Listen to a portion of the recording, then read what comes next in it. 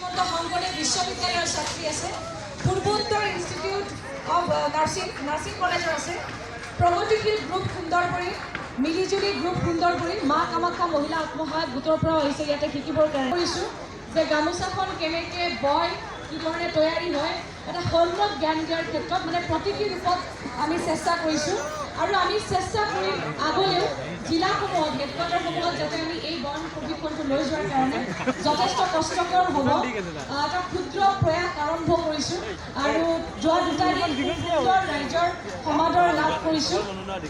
গতিকে মূলতঃ আমি নৱপ্ৰজন্মসকলক কেনেকৈ গামোচাৰ প্ৰতি আকৰ্ষিত কৰিব পাৰোঁ, বন শিল্পৰ প্ৰতি আকৰ্ষিত কৰিব পাৰোঁ, সেই লক্ষ্যৰে আৰম্ভ কৰিছোঁ আৰু আমি এয়া চেষ্টা মাত্ৰ এতিয়া কৰিছোঁ।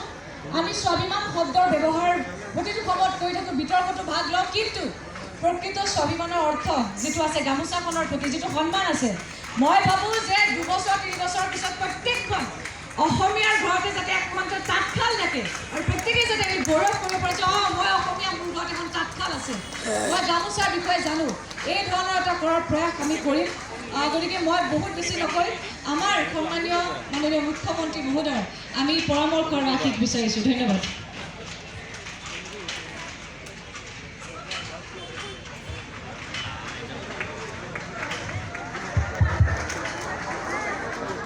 চবৰে খবৰ ভাল? এটা শাল বব কোনে কোনে শিকিব জানে? ছোৱালীকেইটা হ'ল পুৰা অলপ অলপ আগৰ পৰা কোনে কোনে জানে? চাওঁ হাত দাঙিলে।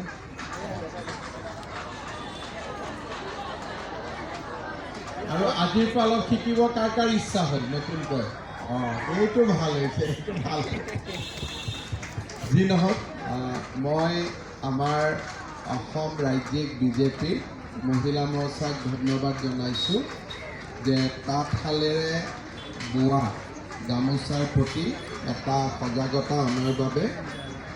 আমি সকলোৱে জানো যে গামোচা আমাৰ স্বাভিমানৰ প্ৰতীক আৰু গামোচাই আমাৰ জাতিটোৰ নান্দনিক সৌন্দৰ্যক প্ৰতিনিধিত্ব কৰে। গামোচাৰ বিষয়ে আমি জানিবলৈ বহুত কথা আছে। আমি গামোচা প্ৰত্যেকখনৰে বিশেষ ব্যৱহাৰ আছে। কেতিয়াবা আমি গামোচাক অকল সন্মানৰ বা মৰ্যাদাৰ প্ৰতীক বুলি ভাবোঁ, কিন্তু আমাৰ গামোচা ব্যৱহাৰৰ কাৰণেও ইয়াৰ এটা এবিধ গামোচা খালি ব্যৱহাৰৰ কাৰণেও হয়।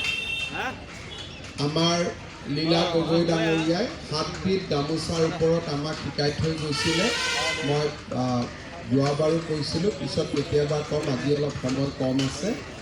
আৰু এই গামোচাখন আমাৰ বাবে অত্যন্ত আপোন।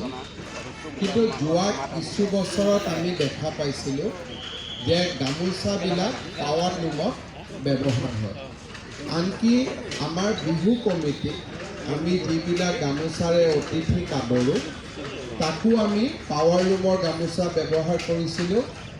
আৰু ময়ো বিভিন্ন সভা সমিতিত গ'লে দেখা পাইছিলোঁ যে আমাক যিবিলাক গামোচাৰে আদৰা হয়, পাৱাৰ লুমৰ গামোচাৰে আদৰা হয়। পাৱাৰ লুমত গামোচা বেছিকৈ উৎপাদন হয়, কিন্তু আমাৰ গামোচা হেণ্ডলুমেৰে হয়। পাৱাৰ লুমেৰে হোৱা গামোচাক আমি গামোচা বুলি ক'ব নোৱাৰোঁ। আমাৰ চৰকাৰ গঠন হোৱাৰ পিছত প্ৰথম আমি সিদ্ধান্ত লৈছিলোঁ যে আমাৰ কোনো চৰকাৰী অনুষ্ঠানত পাৱাৰলুম গামোচা আমি ব্যৱহাৰ কৰিব নোৱাৰোঁ।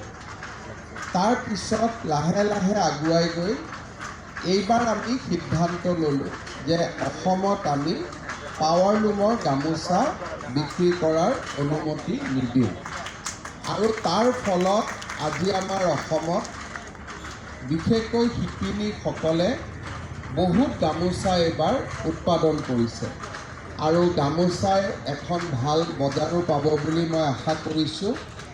আমাৰ অসম চৰকাৰেও শিপিনীসকলৰ পৰা ন্যায্য মূল্য দি আমি গামোচা কিনিছোঁ আৰু আজি ৰাতিপুৱালৈকে আমি 2 লাখ গামোচা শিপিনীসকলৰ পৰা আমি ক্ৰয় কৰিছোঁ।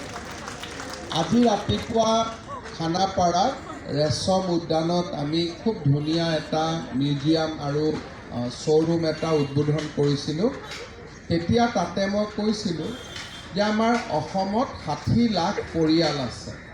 আমি যদি 60 লাখ পৰিয়ালে এই বহাগত এখনকৈ যদি হস্ততাঁতত নিৰ্মিত গামোচা কিনো, তেতিয়াহ'লে আমাৰ অৰ্থনীতিয়ে কিমান আগবাঢ়ি যাব আৰু আমাৰ শিপিনীসকল কিমান উপকৃত হ'ব। আজি মই এই সভাটো মই সকলোকে আহ্বান জনাম, যাতে এইবাৰৰ বহাগ বিহুৰ সময়ত আমি সকলোৱে এখন তাঁতশালত বোৱা গামোচা যাতে কিনো আমাৰ নিজৰ ব্যৱহাৰৰ কাৰণে।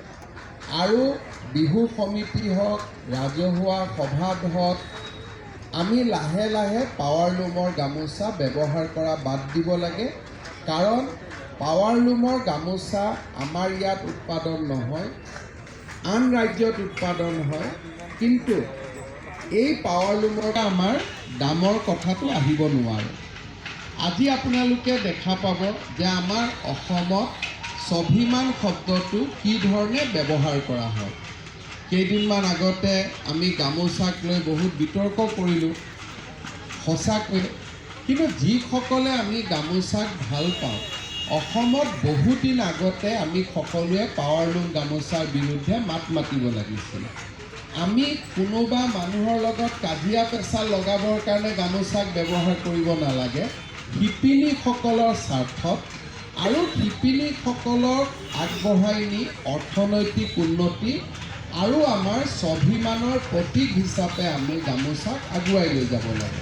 সঁচাকৈয়ে যদি আমি গামোচাক ভাল পাওঁ, তেতিয়াহ'লে টেলিভিশ্যনত বিতৰ্ক নকৰি পাৱাৰলুম গামোচা বাদ দি সকলোৱে যদি গামোচা বনাব আমি প্ৰেৰণা যোগাওঁ, গামোচা এখন কিনো, তেতিয়াহ'লে তাতকৈ দেশপ্ৰেমৰ কথা একো থাকিব নোৱাৰে। গতিকে মই প্ৰায়ে কওঁ যে আমি যোনটো স্থানত জাতিপ্ৰেমী হ'ব লাগে, আমি তাত জাতিপ্ৰেমী হ'লে সমাজৰ উন্নতি হ'ব। যদি আমি সঁচাকৈ আজি বহু বছৰৰ পৰা পাৱাৰলুম গামোচা বাদ দিলোহেঁতেন, আজি আমাৰ বস্ত্ৰতাঁত শিল্পটো প্ৰায় ধ্বংসৰ গৰাহলৈ নগ'লহেঁতেন। গতিকে আমি যদি জাতিক ভাল পাওঁ, গামোচাক লৈ কাজিয়া কৰাৰ পৰিৱৰ্তে যাতে অসমৰ ঘৰে ঘৰে গামোচা উদ্যোগ নিৰ্মাণ হয় আৰু আমি যাতে গামোচা কিনো আৰু শিপিনীসকলক যাতে উৎসাহিত কৰোঁ, তাৰ প্ৰতি আমি আটাইতকৈ বেছি আমি চকু দিব লাগিব। আজি আমাৰ ছোৱালীসকলে নতুনকৈ বহুতে গামোচা আমি বব জানো, আজি গামোচা শিকিছে, মায়ে গামোচা বব, আমি বন্ধৰ সময়ত গৈ অলপ সহায় কৰি দিম। অৰ্থনীতিত কৰিও মনটো ভাল লাগে। যেতিয়া আমি গামোচাখন বনাম, আমাৰ কনচেনট্ৰেশ্যন যিটো আহিব, সেই কনচেনট্ৰেশ্যনটোৱে আমাৰ পঢ়া শুনাটো সহায় কৰিব। কাৰণ আটাইতকৈ আমাৰ ছাত্ৰ ছাত্ৰীসকল বা আমাৰ কাৰণে আটাইতকৈ ডাঙৰ সমস্যাটো হ'ল যে আমি কোনো এটা স্থানতে আমি মাইণ্ডটো ফিক্স কৰি নাৰাখোঁ। আমি সকলোৱে জানো যে যেতিয়া দ্ৰোণাচাৰ্যই অৰ্জুনক চৰাইটোৰ প্ৰতি